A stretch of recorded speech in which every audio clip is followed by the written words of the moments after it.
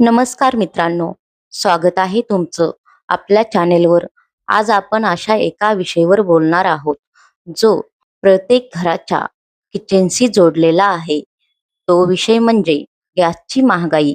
आज गॅस सिलेंडरचे भाव गगनाला भिडले आहेत.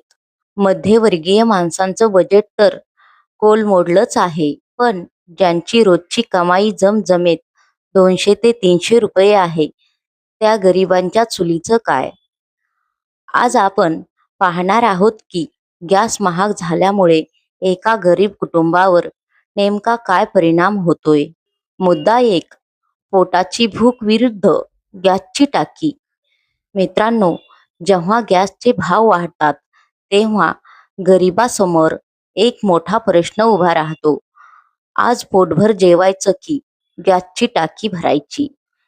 सिलेंडर भरणे म्हणजे एका मंजुराची 10 दिवसाची पूर्ण कमाई असते.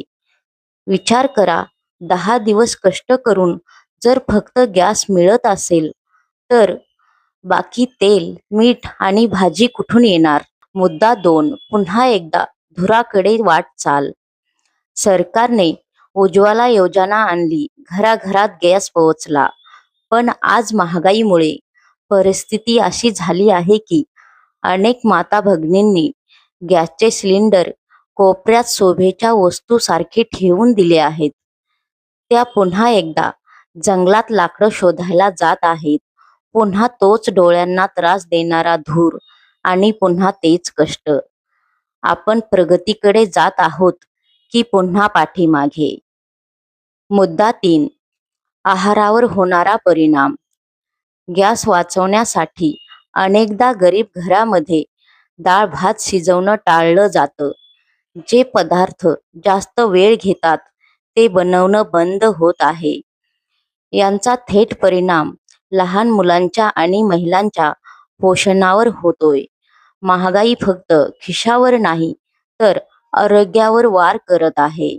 कधीतरी एखाद्या झोपडीत जाऊन डोकावून बघा.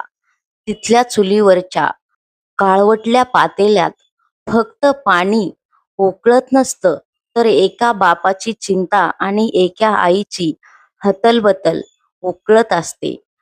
मोठ्या गाड्यामधून फिरणाऱ्यांना कदाचित गॅस सिलेंडरची वाढ जाणवणार नाही, पण ज्यांच्याकडे उद्याच्या जेवणाची भात आहे, त्यांच्यासाठी हा वाढलेला भाव म्हणजे काळजाला लागलेली धग आहे. शेवटी मला इतकंच म्हणायचं आहे की विकास हा फक्त आकडेवरील मध्ये नको, तर तो गरिबांच्या ताटातल्या अन्नामध्ये दिसायला हवा. गॅस महाग झाला की फक्त चूल विझत नाही, तर सामान्यांच्या जगण्याची उमेदही कमी होते. तुम्हाला काय वाटतं? गॅसच्या या वाढत्या किमतीवर काय उपाय असायला हवा? तुमच्या भागात सिलेंडरचे भाव काय आहे? कमेंटमध्ये नक्की सांगा. व्हिडिओ आवडला असेल तर लाईक करा आणि चॅनेलला सबस्क्राईब करायला विसरू नका. धन्यवाद.